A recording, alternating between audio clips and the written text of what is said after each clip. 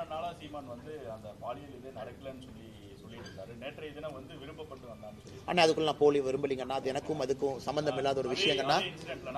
வீரப்பனுடைய மகள் இருக்காங்க. ஆமாங்கண்ணா. வந்து காவல்துறை அவங்கள தனிமையில அதை தடுத்திருக்காங்க. அதுக்கு சின்ன கைகலப்பு நடந்திருக்கு. அதை எப்படி பாக்குறீங்க? அவங்க என்ன சொல்லியிருக்காங்க பேட்டியில? இந்த மாதிரி என்னை ஆரம்பத்துல இருந்தே தடுத்துட்டு வர்றாங்க. பள்ளியில் ஆகட்டும், கல்லூரியில் ஆகட்டும், அரசியல் ஆகட்டும், இன்னைக்கு இங்கேயும் தடுக்கிறாங்க அப்படின்னு சொல்லி ஒரு பதிவு வச்சிருக்காங்க. இதை எப்படி பாக்குறீங்க? நான் இந்த பதிவு எப்படி பார்க்குறேன்னா, சீமான் அவர்கள் இந்த விஷயத்தை பற்றி என்ன பேசுகிறாங்க அதை பற்றி நான் கருத்து சொல்ல விரும்பலை. அது காவல்துறை அவர்கள் விசாரணை எடுக்கணும், நடவடிக்கை பண்ணணும், தப்பு நடந்திருந்தால் நியாயம் கொடுக்கணும். அது வேறங்கண்ணா. நான் முதல்ல இருந்து அந்த பாயிண்ட்டுக்குள்ளேயே போலிங்கண்ணா.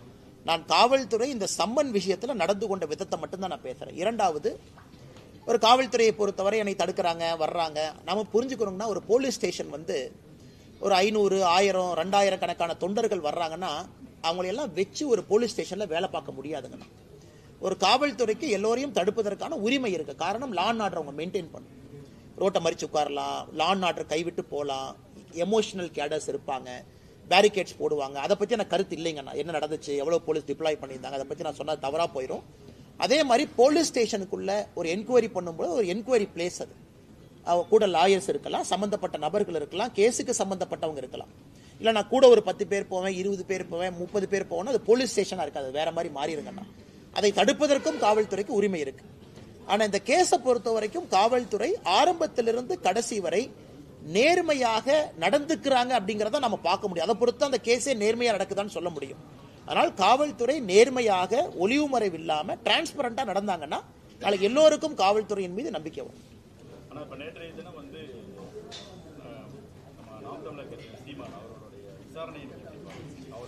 இது இரண்டு விதமா பிரிச்சுக்கலாங்கன்னா, காவல்துறையினுடைய நடவடிக்கை அண்ணன் சீமான் அவர்களை பொறுத்தவரை அந்த வீட்டில் ஒட்டினது, அந்த அந்த சம்மன்ஸ் ஒட்டினது, அதெல்லாம் வந்து நடந்து கொண்ட விதம் ஏற்புடையது அல்ல. ஏன்னா ஒரு புகார் வந்திருக்கு, காவல்துறை விசாரிக்கணும். புகார் வந்திருக்கு, சீமான் அவர்கள் ஒத்துழைக்கணும். அது எந்த மாற்று கருத்து இல்லைங்கண்ணா. புகார் வந்திருக்கு, விசாரித்த பிறகு சார்ஜ் ஷீட் போடணும். அதெல்லாம் காவல்துறைக்கு முழு அதிகாரம் இருக்கு. ஆனா நான் ஒரு சம்மனை ஒட்டினேன், சம்மனை யாரோ ஒருத்தர் கிழிச்சாங்க, அதனால அவரை நான் தூக்கிட்டு போனேன், அவரை வந்து போலீஸ் ஸ்டேஷன்ல போய் அவங்க என்னை அடிச்சாங்கன்னு போலீஸ் நானே கம்ப்ளைண்ட் கொடுத்தேன், எனக்கு அது ஏதோ ஒரு இடத்துல தமிழகத்தினுடைய காவல்துறை தன்னுடைய அதிகாரத்தை தவறாக பயன்படுத்துகின்றார்களோ என்கின்ற ஐயம் எனக்கு ஏற்பட்டுச்சு. ஏன்னா சம்மனை பொறுத்த வரைக்கும் எக்ஸ்பிளைன் பண்றாங்க. ஏன்னா பல பேர் பல கருத்துக்கள் சொல்றாங்க. சம்மன்கிறது என்ன அப்படின்னா, ஒரு காவல்துறை அதிகாரியோ ஒரு கோர்ட்டோ யாராவது நான் விசாரிக்கணும், அவங்கள்ட்ட ஒரு இன்ஃபர்மேஷன் இருக்கு, நான் கேதர் பண்ணணும் அப்படின்னா சம்மன் பண்ணி வர சொல்லுவாங்க. நீங்கள் நானும் தொடர்ச்சியா அந்த சம்மனுக்கு போகல, முதல் சம்மன் கொடுப்பாங்க போகல, 2வது சம்மன் கொடுப்பாங்க போகலைன்னா அது கோர்ட் மூலமாக வாரண்டா மாறும், அது பிடி வாரண்டாக மாறும். அப்ப கண்டிப்பா போடணும். இன்னைக்கு சம்மன்ஸ் எப்படி ஆகி போச்சுனாங்கன்னா, எந்த விதத்திலும் அனுப்பலாம், இமெயில் அனுப்பலாம், வாட்ஸ்அப்ல அனுப்பலாம். சீமான் அவர்களை போன்ற அரசியல் தலைவர்கள் எங்க இருந்தாலும் அந்த லோக்கல் கான்ஸ்டபிள் மூலமா மேடைக்கு வந்து சர்வ் பண்ணலாம். அவர் கிருஷ்ணகிரி தர்மபுரி பக்கத்தில் இருக்காருன்னா அங்க போய் சர்வ் பண்ணலாம். ஸோ வீட்டு வாசல்ல சர்வ் பண்றது எனக்கு புரியலைங்கண்ணா. வீட்டுக்குள்ள போய் சீமான் அவர்கள் மனைவி கையில அந்த சம்மனை கொடுக்கலாம், அதான் முறை. வீட்டுக்குள்ள யார் இருக்காங்க அவங்க கையில சம்மனை கொடுத்து கையெழுத்து வாங்கி போட்டோ எடுத்துட்டு போவாங்க. நான் சம்மன் கொடுத்துட்டேன், நான் சம்மன் கொடுத்த பிறகு தப்பிச்சுட்டு போறாங்க அப்படின்னா அது வாரண்டா மாறும். இதுல எனக்கு ஆச்சரியம் என்னன்னா, கேட்ல ஒட்டுறது. கேட்ல யார்ட்ட ஒட்டுவாங்கன்னா, ப்ரொக்ளைம்டு அஃபெண்டர் மேலதான் கேட்ல ஒட்டுவாங்க. அதாவது தேடப்படக்கூடிய குற்றவாளி கேட்ல ஒட்டுவாங்க, நான் பார்த்திருக்கேன். கோர்ட்டு வந்து ஒருத்தர் குற்றவாளின்னு சொல்லி எஸ்கேப் ஆயிட்டாங்க, அவங்கள வீட்டு வாசல் ஒட்டுவாங்க, P1 சொல்லுவாங்க, ப்ரொக்ளைம்டு அஃபெண்டர். ஒரு சீமான் அவர்களுக்கு வீட்டு வாசல்ல ஒட்ட வேண்டிய அவசியம் இல்லை என்பது என்னுடைய கருத்து. சரி, ஒட்டியாச்சு, அதை கிழிச்சிட்டாங்க. எப்ப அதை ஆக்ட் பண்ணணும்னா, அடுத்த நாள் சீமான் அவர்கள் 11 மணிக்கு வரல அப்படின்னா தான் காவல்துறை நடவடிக்கை எடுக்கணும். ஏன்னா நான் வீட்டுக்கு வந்தேன், நான் சம்மன் ஒட்டிட்டேன், காலைல 11 மணிக்கு வரணும்னு நான் சொல்லியிருக்கேன், நீ சம்மனை கிழிச்ச என்னமோ பண்ணிட்ட, அப்ப கிழிச்ச ஆளுக்கு தெரியும் 11 மணின்னு. அப்ப நீ சீமான் அவர்கள்ட்டையோ அவங்க துணைவியாருக்கோ அவங்க நண்பர்களுக்கோ சொல்லியிருக்கணும். அடுத்த நாள் 11 மணிக்கு வரல அப்படின்னா நடவடிக்கை. அப்புறம் அவங்க இன்ஃபர்மேஷனை பார்த்து தானே கிழிச்சிருப்பாங்க.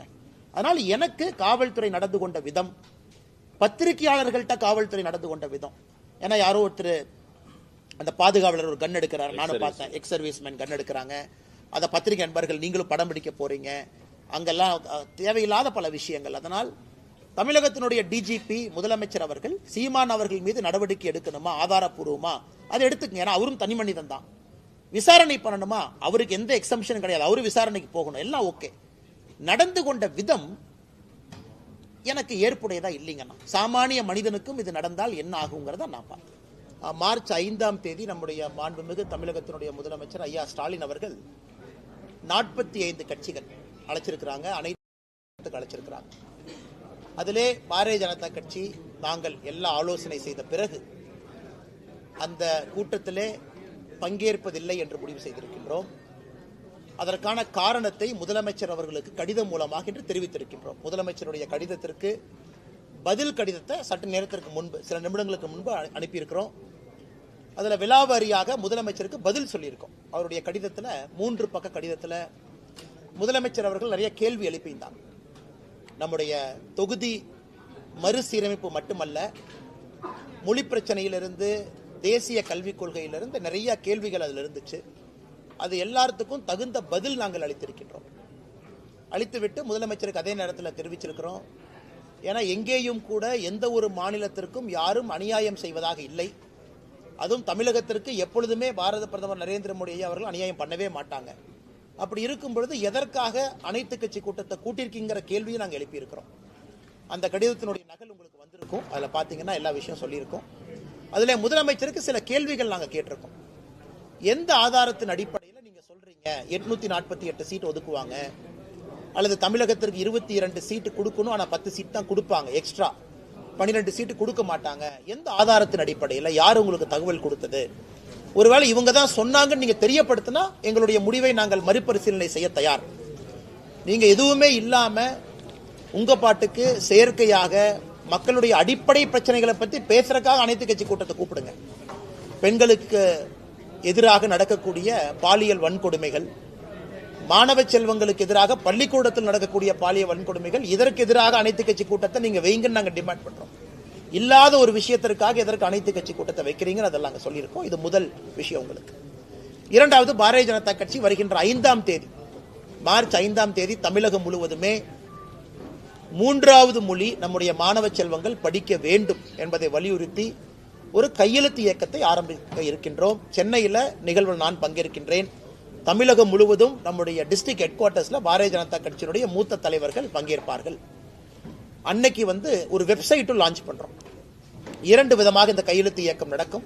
இன்னைக்கு காலையில் சென்னையில் நம்முடைய தலைமை அலுவலகத்தில் அண்ணன் கரு நாகராஜன் அவர்கள், மாநிலத்தினுடைய துணைத் தலைவர்கள், எல்லா தலைவரோடு சேர்ந்து பத்திரிகையாளர் சந்திப்பு நடத்தியிருக்கிறாங்க. எலக்ட்ரானிக் சிக்னேச்சர் வெப்சைட் மூலமா நம்முடைய அன்பு சொந்தங்கள் ஆதரவு கொடுக்கறவங்க போடலாம். அதே போல ஃபீல்டில் ஃபார்ம்லையும் கையெழுத்து போட்டு கொடுக்கலாம். இது மார்ச் 5ஆம் தேதி ஆரம்பிக்கப்படக்கூடிய இயக்கம் மார்ச், ஏப்ரல், மே கடைசி வரை முழுமையாக இந்த இயக்கம் நடக்கும். எங்களுடைய இலக்கு 1 கோடி கையெழுத்து, 1 கோடி கையெழுத்தை தமிழகத்தில் வாங்கணும். அதை மாண்புமிகு ஜனாதிபதி அவங்க கிட்ட கொடுக்கணும் என்பது எங்களுடைய விருப்பம். அதனால அந்த 2 விஷயத்தை பத்திரிகை நண்பர்கள்ட்ட ஃபர்ஸ்ட் சொல்லிடுறோங்கன்னா, அதன் பிறகு உங்களுக்கு இருக்கக்கூடிய கேள்விகளுக்கு பதில் சொல்லுங்க. தொகுதி சீரமைப்பு பற்றி 6 ஆசா கேட்டிருக்கேன் சார். தொகுதி மக்கள் தொகை அடிப்படையிலையா இந்த விகிதாச்சார அடிப்படையில் இந்த குழப்பமான விஷயத்தை அண்ணாமலை ஒரு நிமிஷம், இந்த பிரச்சனை கிளப்புனது யாருங்கண்ணா? தொகுதி மறுசீரமைப்பு அப்படின்னு ஃபர்ஸ்ட் இந்த பொருளையை கிளப்புனது யாரு?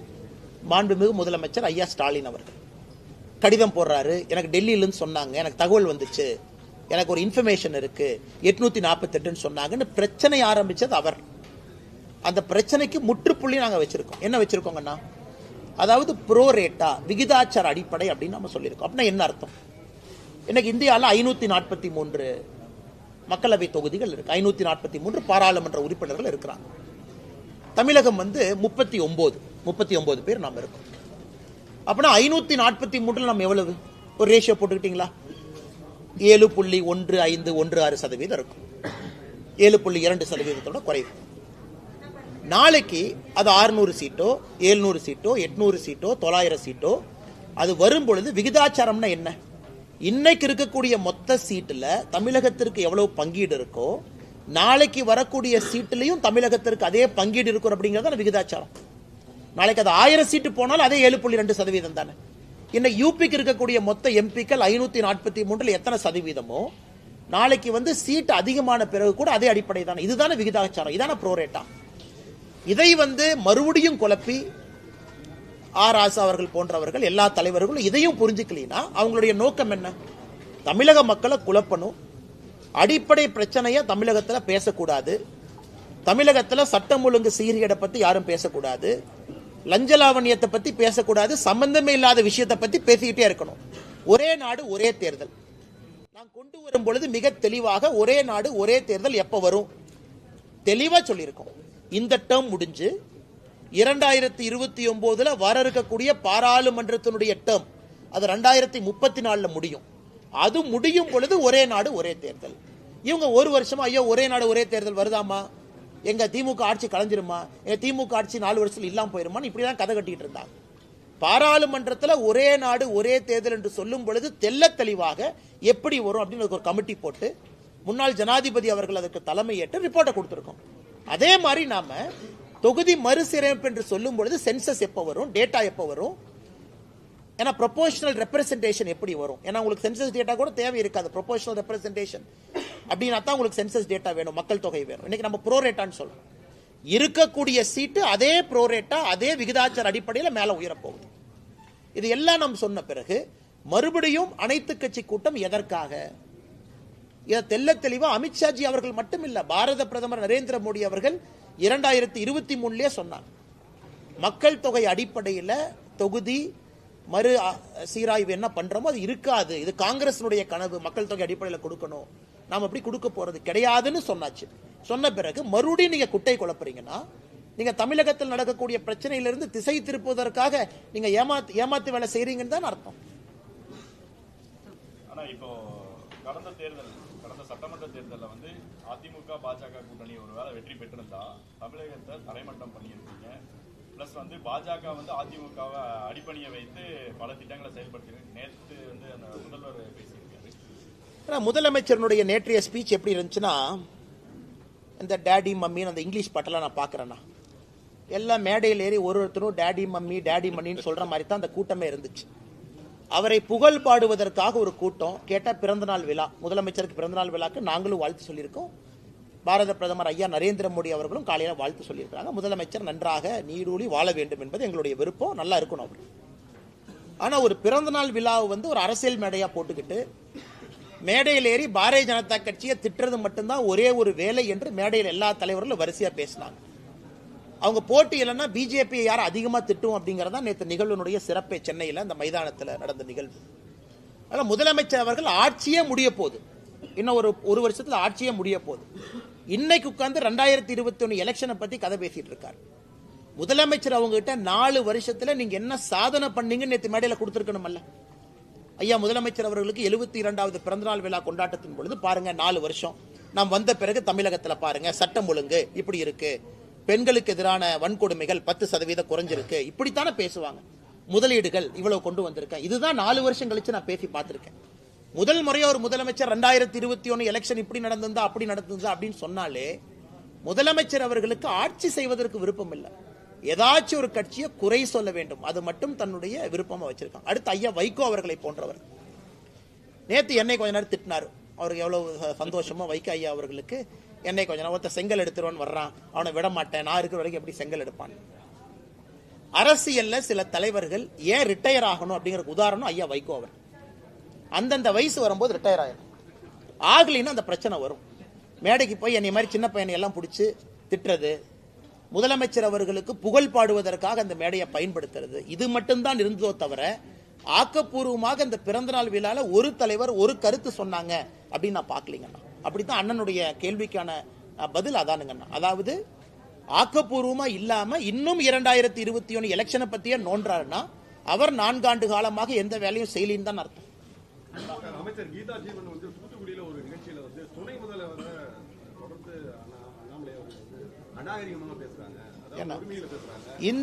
இந்திய அரசியல் வரலாற்றுல அநாகரிகமாக பேசக்கூடிய ஒருவர் இருக்கிறார் அப்படின்னா நம்முடைய துணை முதலமைச்சர் மதிப்புக்குரிய ஐயா உதயநிதி ஸ்டாலின் அவர்கள்.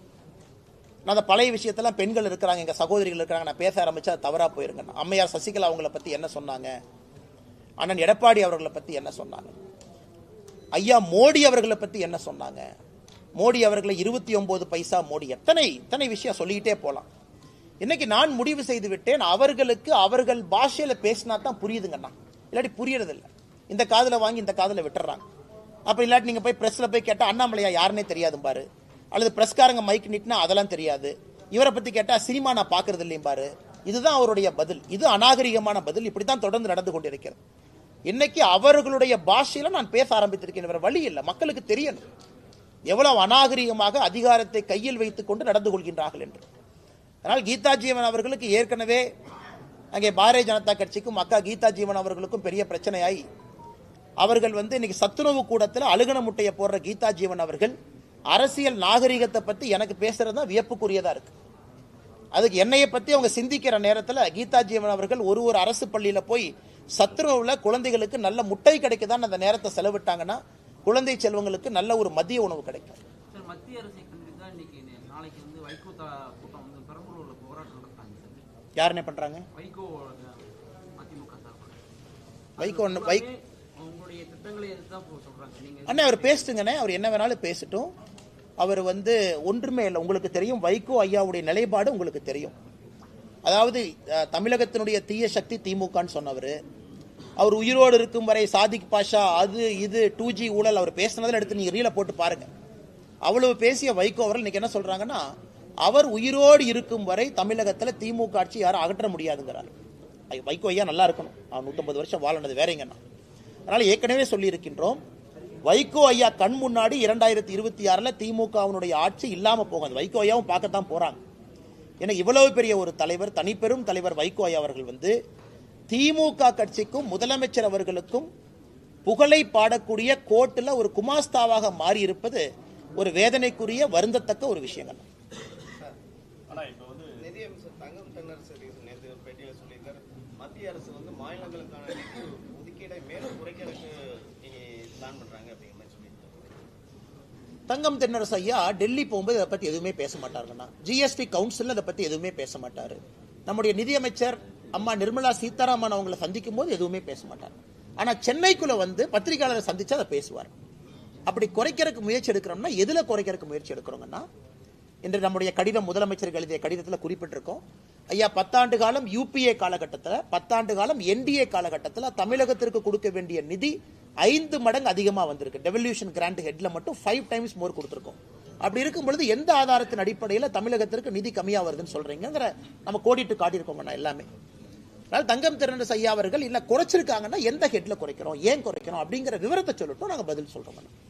மக்காச்சோளத்துக்கு 1% செஸ் வரி அதிகப்பட்டிருக்காங்க சார். அது வியாபாரிகள் மக்காச்சோளத்தை கொள்முதல் பண்ற விவசாயிகள்கிட்ட அந்த வரியை சேர்த்து வாங்குறாங்க சார். அது சம்பந்தமாகவும் அந்த மக்காச்சோளத்தை பொறுத்த வரைக்கும் ஒரு அடிப்படை பிரச்சனை என்ன அப்படின்னாங்கன்னா, இன்னைக்கு இந்தியாவில் ஒரு பகுதியில் மக்காச்சோளம் நிறைய விளையுது, மத்திய பிரதேஷ். ஒரு பகுதியில் மக்காச்சோளம் நமக்கு வேணும், நம்ம பகுதியிலே விளையுது, மத்திய பிரதேஷ் கொஞ்சம் அதிகமாக விளையுது. ஸோ மக்காச்சோளம்ங்கிறது நம்ம குறிப்பாக நம்முடைய கால்நடைகளுக்கு அதிகமாக நம்ம பயன்படுத்துகிறோம். ஆடு கோழி தீவனங்கள் எல்லாமே மக்காச்சோளம் பேஸாக வச்சு. இன்னைக்கு பிரச்சனை என்னன்னாங்கன்னா, சவுத் அமெரிக்காவிலிருந்து வரக்கூடிய மக்காச்சோளத்தினுடைய விலை இந்தியாவிலிருந்து வரக்கூடிய மக்காச்சோளத்தினுடைய விலையை விட குறைவாக இருக்கு. சவுத் அமெரிக்காவிலிருந்து நீங்கள் மக்காச்சோளத்தை வாங்குறீங்கன்னா கப்பல் மூலமாக, அது போர்ட்டுக்கு வரும்போது அதே மக்காச்சோளத்தை நீங்கள் எம்பியிலிருந்து தமிழ்நாட்டுக்கு கொண்டு வந்தீங்கன்னா சவுத் அமெரிக்காவிலிருந்து வர மக்காச்சோளம் இதை விட குறைவாக இருக்கு. ஸோ நிறைய நம்முடைய நண்பர்கள் நாமக்கல்லை சார்ந்தவங்க, கோழி பண்ணை வச்சிருக்கிறவங்க, தீவனம் வச்சிருக்கிறவங்க எல்லாம் என்ன சொல்றாங்கன்னா, எங்களுக்கு வட அமெரிக்காவிலிருந்து வரக்கூடிய மக்காச்சோளத்தை எங்களுக்கு அனுமதி கொடுங்க அப்படின்னு. ஸோ நாம் ஒரு வரி போட்டிருக்கோம். ஏன்னா ஒரு மற்ற நாட்டினுடைய மக்காச்சோளம் மொத்தமாக நம்ம நாட்டை ஃபிளட் பண்ணும் பொழுது நம்ம விவசாயிகளுக்கு பிரச்சனை வரும். ஏன்னா அவங்க டம்ப் பண்றாங்க. ஒரு வட அமெரிக்காவுடைய மக்காச்சோளம் பார்த்தீங்கன்னா நாட்டுக்குள்ள டம்ப் பண்றாங்க. ஸோ அதனால இந்த மார்க்கெட் மெக்கானிக்ஸ்ல தொடர்ந்து நாம் அந்த வரி வச்சு தான் பேலன்ஸ் பண்றோம். அதே நேரத்தில் இவர்களுக்கான முட்டுவலியும் அதிகமாக கூடாது, குறிப்பா தீவனங்களுக்கான முட்டுவலியும். ஸோ நம்மை பொறுத்தவரை யாருக்கும் பாதிப்பு ஏற்படக்கூடாது. அதே நேரத்தில் உள் ஊரில் இருக்கக்கூடிய மக்காச்சோளம் விளைவிக்கிறவங்களுக்கு, ஏன்னா பிரச்சனை என்னங்கன்னா அவ்வளவு கோழிகள், முட்டைகள், கறிக்கோழிகள் பண்ணைகள் தமிழகத்தில் அதிகமாக இருக்கு. நாமக்கல்ல இருந்து நீங்க பாத்தீங்கன்னா சங்ககிரி இந்த பகுதி எல்லாமே நிறைய இருக்கு. அதனால தொடர்ந்து வரக்கூடிய பிரச்சனைங்கன்னா அவங்க சொல்லும் போதெல்லாம் அப்பப்போ நாங்கள் பேலன்ஸ் பண்ணி கொடுப்போம். இன்னைக்கு அது மறுபடியும் அவர்களுக்கு பிரச்சனையா இருக்கு அப்படின்னா அதற்கு என்ன உதவி தேவையோ நாங்கள் செஞ்சு கொடுக்குறோம். கரெக்டுங்கண்ணா. ஏன்னா மாநில அரசுக்கும் இதே பிரச்சனை இருக்குங்கண்ணா. நான் எனக்கு 2 வச்சு நான் நேரடியாக குறை சொல்ல விரும்பல.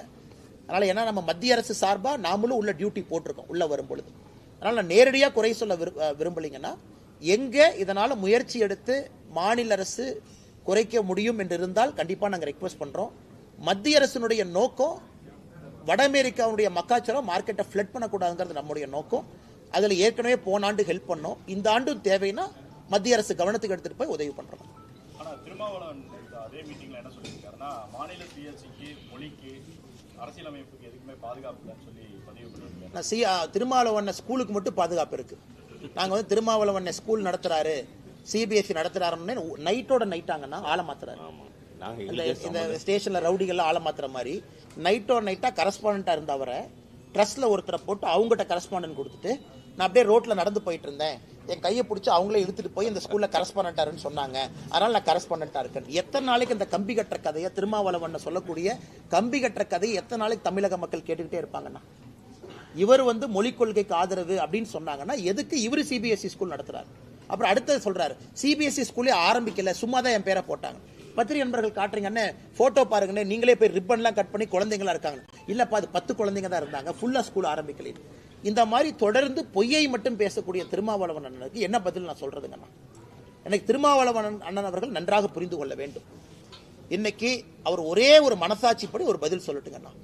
தமிழகத்தில் கடந்த 10 ஆண்டு காலமாக தாய்மொழி தமிழ் மொழிக்கு உலக அளவில் மோடி அவர்கள் அங்கீகாரம் தேடி கொடுக்கலையா அப்படிங்கிறதுக்கு பதில் அவர் சொல்லட்டும். அவர் சொல்லட்டும். பாராளுமன்றத்தில் எங்கேயாச்சு நாம தமிழ் மொழிக்கு அவமரியாதை செய்திருக்கின்றோமா சொல்லட்டும்.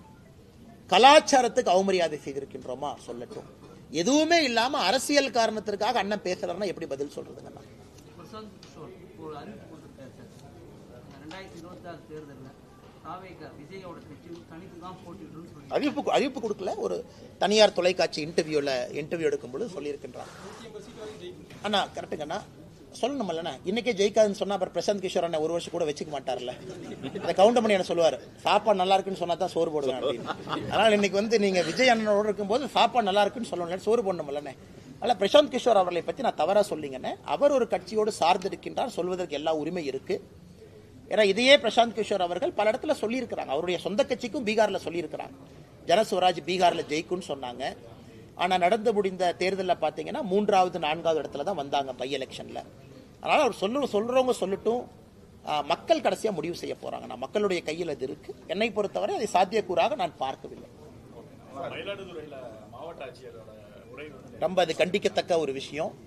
ஏன்னா ஒரு கிரிமினல் சட்டத்தில் பார்த்தீங்கன்னா நம்ம ஒரு ஐபிசி பீனல் கோட் இன்னைக்கு பிஎன்எஸ் ஒரு கிரைமை வந்து 3 ஏஜா பிரிப்பாங்க. 8 வயசு, 8லிருந்து 12 வயசு, 12லிருந்து 18, 16 அது மாறுதுங்கண்ணா டிபெண்டிங் ஆன் த ரேட். 8 வயசுக்கு கீழே இருக்கக்கூடிய ஒரு குழந்தை எந்த தவறு செய்தாலும் அது தவறு கிடையாதுங்கிற அர்த்தம். ஏன்னா மென்ஸ்ரியா, லாட்டின்ல மென்ஸ்ரியான்னு ஒரு வார்த்தையை பயன்படுத்துறாங்க. அப்பனா அந்த குழந்தைக்கு மனசளவுல சைக்காலஜிக்கல் அளவுல தப்பு செய்யணும் அப்படிங்கிற எண்ணம் அந்த குழந்தைக்கு உருவாகிறத 8 வயசை தாண்டி. 8 வயசு கீழே அவங்க குழந்தை. அதனாலதான் நம்முடைய பீனல் கோட்ல கிரிமினல் சட்டத்துல பாத்தீங்கன்னா பிலோ 8 இயர்ஸ் நோ அஃபென்ஸ். அந்த குழந்தை கத்தி எடுத்து ஒருத்தரை குத்தி கொன்னா கூட அது அஃபென்ஸ் இல்லை. ஏன்னா தெரியாம குத்திட்டாங்க, ஏன்னா மென்ஸ்ரியா டெவலப் ஆகல. இது வந்து ஒரு பேசிக் காமன் சென்ஸ். ஒரு IAS படித்து விட்டு ஒரு மாவட்டத்தினுடைய ஆட்சியராக இருக்கக்கூடிய அதிகாரி ஒரு 3.5 வயசு இருக்கக்கூடிய குழந்தை பாலியல் வன்கொடுமையில் அந்த குழந்தை மாட்டியிருக்காங்க. அந்த குழந்தை மாட்டினதுக்கு காரணம் அந்த குழந்தையினுடைய நடவடிக்கை சரியில்லை, அந்த குழந்தை அவங்களை இன்சல்ட் பண்ணாங்க, அதனாலதான் அந்த குழந்தையின் மீது பாலியல் வன்கொடுமை நடத்தப்பட்டதுன்னு சொன்னதை வன்மையா கண்டிக்கிறோம். அதே நேரத்தில் மாநில அரசை நான் பாராட்டுறேன். காரணம் உடனடியாக அந்த மாவட்டத்தினுடைய ஆட்சியரை மாத்தினாங்க. அது ரொம்ப முக்கியம். ஏன்னா மெசேஜ் கொடுக்கணும். ஒரு மாநிலத்தினுடைய அரசு இது போன்ற அதிகாரிகள் தவறு செய்யும் பொழுது உடனடியா மெசேஜ் பப்ளிக் கொடுக்கணும். நேத்து மாநில அரசு உடனடியாக அந்த ஆட்சியரை மாத்தி இன்னொரு ஆட்சியரை போட்டிருக்காங்க. அது வரவேற்கப்பட வேண்டிய ஒரு விஷயம். நான் நேற்று முதல்வர் வந்து அதே மேடையில்னா எங்கள் கூட்டணியில விரிசல் இல்ல, விரிசல் விழுன்னு நினைக்கிறவங்க தலையில மண் விழுன்னு சொல்லியிருக்கேன். அண்ணே பார்த்தேன் அண்ணே, விரிசல் விழுந்தா தானே மண் விழுவும். இப்ப ஒரு வீட்டுல வந்து விரிசல் வந்தா தானே தலைமையில மண் விழுகும். 2 ஸ்டேட்மெண்ட். அதனால முதலமைச்சர் அவர்கள் விரிசல் இல்லாம மண் எப்படி விழுகும்? நான் ஒரு வீட்டுக்குள்ள இருந்து அது விரிசல் விழுமான்னு பார்த்துட்டே இருக்கிறேன். அது விரிசல் வந்தா தானே தலைமையில மண் விழுகும். அதனால முதலமைச்சர் அவர்கள் பாதி உண்மையை ஒத்துக்கிட்டாரு மண் உலகம்னு.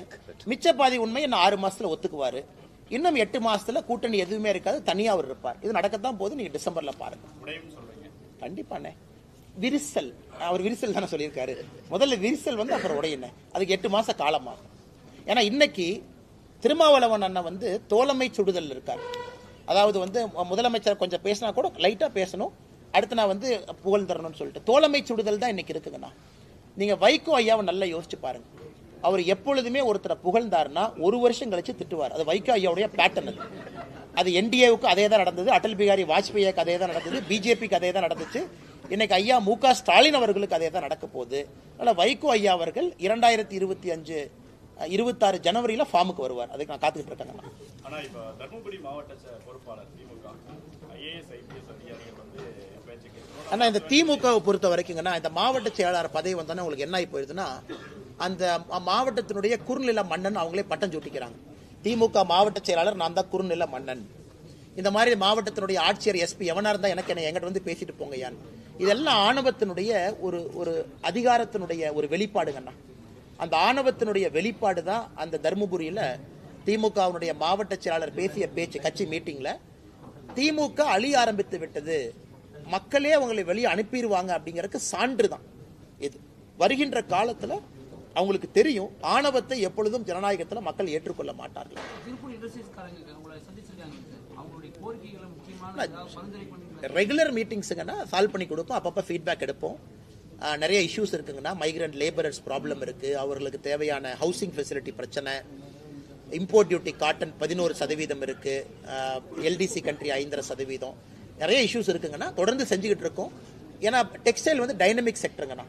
3 மாதத்துக்கு முன்பு இருந்த பிரச்சனை இன்னைக்கு வேற பிரச்சனையா இருக்கும், இன்னும் 6 மாசம் கழிச்சு பேசினா புது பிரச்சனையா இருக்கும். அதனால அடிக்கடி நம்முடைய மாவட்டத்தினுடைய ஆற்றல் மிகுந்த தலைவர்கள், இதற்கு முன்பு அண்ணன் செந்தில்நாதன் அவங்க இருந்தாங்க, இப்ப அண்ணன் ஸ்ரீனிவாசன் அவங்க இருக்கிறாங்க, கூட எல்லாம் எங்களுடைய மாநிலத்தினுடைய நிர்வாகிகள் எல்லாம் இருக்கிறாங்க, தொடர்ந்து அவங்க பேசிட்டே இருக்காங்க. திருப்பூரை பொறுத்த வரைக்கும் it's a very dynamic place. அதனால நீங்க பேசிக்கிட்டே இருக்கணும், அந்த பிரச்சனை எடுத்துட்டு போகணும், சால்வ் பண்ணிட்டே இருக்கணும்னா காரணம் டெக்ஸ்டைல் மாதிரி ஒரு டைனமிக் செக்டர் இல்லைங்கண்ணா. ஒரு சின்ன காட்டன் வழியில பிரச்சனை வந்தா இங்க பிரச்சனை வரும். அதனால ரொட்டீன் ஃபீட்பேக், நிறைய விஷயங்கள் எங்களால் செய்து கொடுக்க முடியும், செய்து கொடுக்கும்.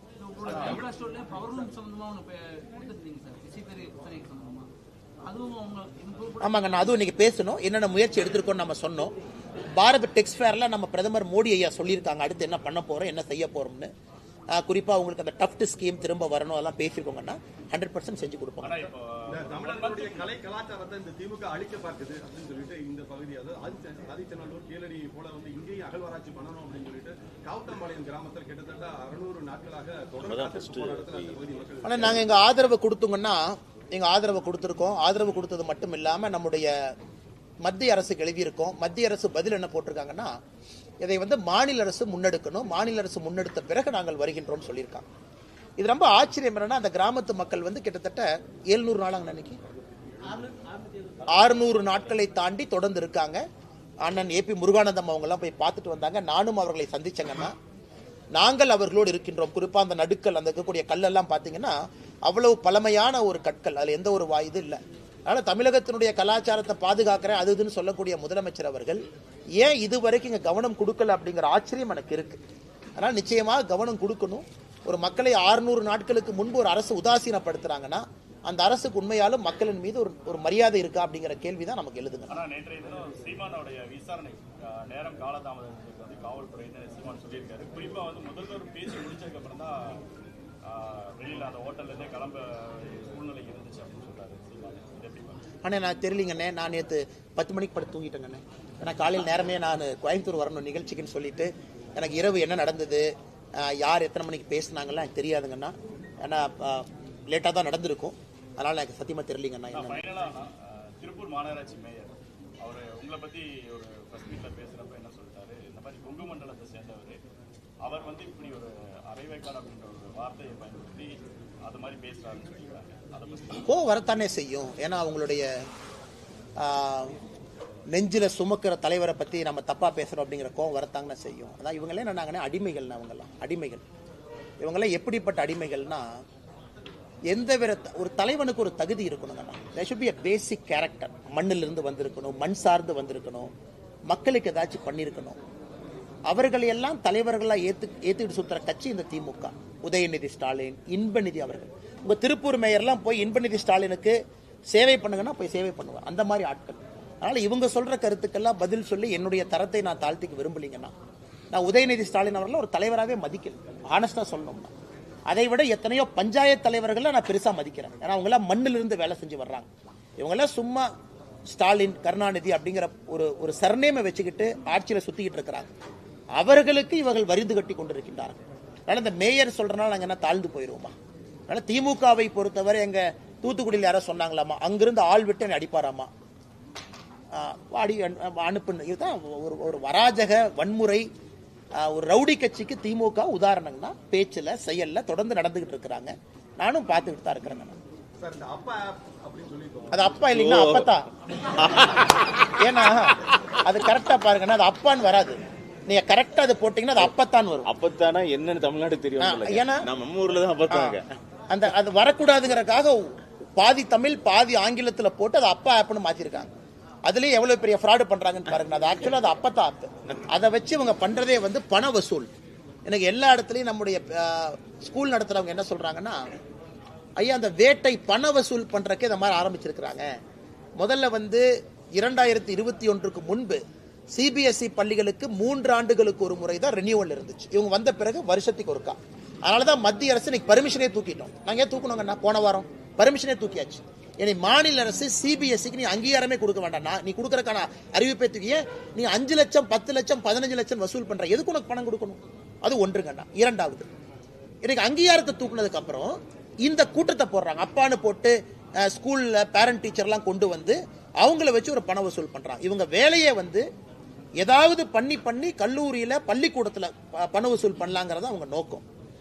நான் ஏற்கனவே சொல்லிக் கொண்டிருக்கின்றேன், இந்த மும்மொழி கொள்கையினுடைய பிரச்சனையே தனியார் பள்ளிகளுக்கு ஒரு நியாயம், அரசு பள்ளிகளுக்கு ஒரு நியாயம்ங்கிறனால தான் நாங்கள் போராடுறோம். அதுக்கு வந்து இந்த அப்பா இந்த அப்பத்தா இதெல்லாம் ஒரு காரணங்க. அதுக்கு முடிச்சுக்கலாமா?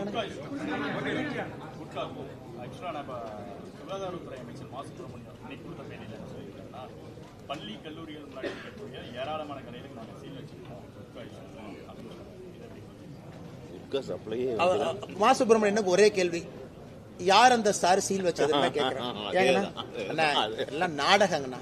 எங்கூட மாசு ஒன்ன வரட்டும், இங்க திருப்பூர்ல என் கூட வாங்கினா உங்களுக்கு தெரியும். நான் சும்மா உங்களுக்கு விரும்பல. எத்தனை பள்ளிக்கூடத்து பக்கத்துல எத்தனை குட்கா, எத்தனை சிந்தட்டிக் ட்ரக்கு, எத்தனை கஞ்சா, எத்தனை அபின் நான் வாங்கி கொடுக்குறேன், கூட வர சொல்லுங்கண்ணா.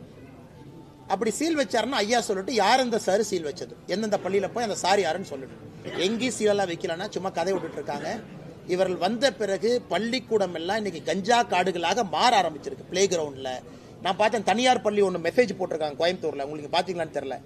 குழந்தைங்களுடைய பேக் எல்லாம் வீட்டுக்கு வந்தா செக் பண்ணுங்க, பள்ளிக்கூடத்தில் நாங்களும் உள்ள வரும்போது செக் பண்றோம். இந்த அளவுக்கு குழந்தைகள் மீது சந்தேகத்தை ஏற்படுத்தக்கூடிய ஒரு பள்ளி கல்வித்துறையை அவங்க நடத்திக்கிட்டு இருக்காங்க. பல்லடத்துல 3 பேர் கொலை சம்பவத்தில் இப்போ வரைக்கும் 14 தனிப்படைகள் அமைச்சு இப்போ வரைக்கும் வந்து குற்றவாளிகளை கைது பண்ண முடியாம காவல்துறை. அண்ணா, நம்முடைய திருப்பூர் மாவட்டத்தினுடைய தலைவர் உட்பட அந்த கையெழுத்து இயக்கம் போயிட்டு இருக்குங்கன்னா, 15ஆம் தேதிக்கு மேல ஆளுநரை அவங்க சந்திக்க இருக்கிறாங்க. சப்மிட் பண்ண கையெழுத்தெல்லாம் கொடுத்து சிபிஐ என்கொயரி கேட்க போறோம். சமீபத்தில் பார்த்த நம்முடைய இன்னொரு சமுதாயத்தை சார்ந்த ஒருத்தரை கொண்டு வந்து ஸ்டேஷன்ல வச்சு டார்ச்சர் பண்ணி அவங்கள வெளியே வந்து ஒரு பெரிய போராட்டம் பண்ணிட்டு இருந்தாங்க. இது வேங்கை வயல் மாதிரி இந்த பிரச்சனையில யாரோ ஒருத்தரை கூப்பிட்டு மிரட்டி அவங்ககிட்ட கன்ஃபெஷன் வாங்கி இதை முடிக்க பார்க்குறாங்க. அதனால் எங்களை பொறுத்தவரை சிபிஐ விசாரணை மட்டும்தான் தீர்வுன்னு நினைக்கிறோங்கன்னா. முதலமைச்சருக்கு நாங்கள் எழுதின கடிதம் அங்கே இருக்குங்கன்னா அது உங்களுக்கு கொடுத்துட்றோம். ஏன் நாங்கள் அனைத்து கட்சி கூட்டத்துக்கு வரமாட்டோம் அப்படின்னு சொல்லி ஒரு 6-7 பக்கத்துக்கு கடிதம் எழுதியிருக்கோம். அதில் எல்லாம் நாங்கள் குறிப்பிட்டிருக்கோம். முதலமைச்சர் சொன்ன விஷயத்துக்கு எல்லா பாயிண்ட்டுக்கும் பதில் சொல்லியிருக்கோம். அதையும் பத்திரிகை நண்பர்கள்ட்ட ஒரு காப்பி கொடுத்துட்றாங்கன்னா உங்களுக்கு சாஃப்ட் காப்பி இருக்கும், நீங்கள் பயன்படுத்திக்கலாம். நன்றிங்கண்ணா.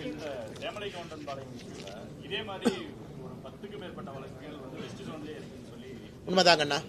குறிப்பாக வெஸ்ட் ஜோனில் எனக்கு தெரிஞ்சு நான் ஒரு ஸ்பாட்டுக்கு போனாங்கன்னா, நாமக்கல் பக்கத்தில் இதே மாதிரி ஒரு இடத்துல 2 பேர் வீட்டில் அடித்து கொண்டாங்க. அப்புறம் தோட்டத்தில் நள்ளிரவில் 1, 2, 3 பேர் கொலைகள் நிறையா இருக்குது. எனக்கு தெரிஞ்சு 10 வழக்குகள் என்பதே குறைவு. அதனால தான் நாங்கள் ஸ்ட்ராங்காக அதுக்கு போராட்டம் பண்ணது, ஸ்பாட்டுக்கு போனது. ஏன்னா இது காப்பி கேட்ட மாதிரி நடக்குது. 3 மாதத்துக்கு ஒரு முறை வெஸ்ட் ஜோனில் குறிப்பாக தோட்டத்து வீட்டில் இரவில் தனியாக இருக்கிறவங்கள பார்த்து ஒரு கேங் டார்கெட் பண்ணிருக்காங்க. தொடர்ந்து இது நடக்குது. அதனால் நீங்கள் சொல்வது உண்மைதான். இதை காவல்துறை கம்பீரமாக எடுத்து இதற்கான தீர்வு கொடுக்கணுங்க.